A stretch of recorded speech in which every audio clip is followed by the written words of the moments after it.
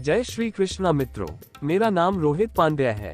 आज हम कथा कहानी में श्री सत्यनारायण भगवान की कथा के चौथे अध्याय का श्रवण करेंगे। सूत जी बोले, वैश्य ने मंगलाचार कर अपनी यात्रा आरंभ की और अपने नगर की ओर चल दिए। उनके थोड़ी दूर जाने पर एक दंडी वेशधारी श्री सत्यनारायण ने उनसे पूछा, हे साधु, तेरी नाव में क्या है? अभिमानी वणिक हंसता हुआ बोला, हे दंडी, आप क्यों पूछते हो? क्या धन लेने की इच्छा है? मेरी नाव में तो बेल व पत्ते भरे हुए हैं। वैश्य के कठोर वचन सुन भगवान बोले, तुम्हारा वचन सत्य हो। दंडी ऐसे वचन कह वहां से दूर चले गए। कुछ दूर जाकर समुद्र के किनारे बैठ गए। दंडी के जाने के बाद साधु वैश्य ने नित्य क्रिया के पश्चात नाव को ऊंची उठते देखकर अचंभा माना और नाव में बेलपत्ते आदि देख वह मूर्छित हो जमीन पर गिर पड़ा। मूर्छा खुलने पर वह अत्यंत शोक में डूब गया। तब उसका दामाद बोला कि आप शोक न मनाएं, ये दंडी का शाप है, इसलिए हमें उनकी शरण में जाना चाहिए, तभी हमारी मनोकामना पूरी होगी।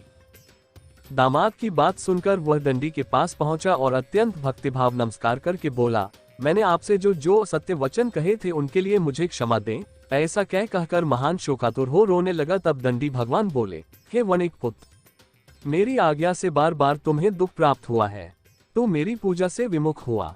साधु बोला, हे भगवान, आपकी माया से ब्रह्मा आदि देवता भी आपके रूप को नहीं जानते, तब मैं अज्ञानी कैसे जान सकता हूँ? आप प्रसन्न होइए, अब मैं सामर्थ्य के अनुसार आपकी पूजा करूंगा। मेरी रक्षा करो और पहले के समान नौक में धन भर दो। साधु वैश्य के भक्तिपूर्वक वचन सुनकर भगवान प्रसन्न हो गए और उसकी इच्छानुसार वरदान देकर अंतर्धान हो गए। ससुर जमाई जब नाव पर आए तो नाव धन से भरी हुई थी। फिर वहीं अपने अन्य साथियों के साथ सत्यनारायण भगवान का पूजन कर अपने नगर को चल दिए। जब नगर के नजदीक पहुंचे तो दूत को घर पर खबर करने के लिए भेज दिया। दूत साधु की पत्नी को प्रणाम कर कहता है कि मालिक अपने दामाद सहित नगर के निकट आ गए हैं। दूत की बात सुन साधु की पत्नी लीलावती ने बड़े हर्ष के साथ सत्यनारायण भगवान का पूजन कर अपनी पुत्री कलावती से कहा कि मैं अपने पति के दर्शन को जाती हूँ, तू कार्य पूर्ण कर शीघ्र आ जा। माता के ऐसे वचन सुन कलावती जल्दी में प्रसाद छोड़ अपने पति के पास चली गई। प्रसाद की अवज्ञा के कारण श्री सत्यनारायण भगवान रुष्ट हो गए और नाव सहित उसके पति को पानी में डुबो दिया। कलावती अपने पति को वहां न पाकर रोती हुई जमीन पर गिर गई।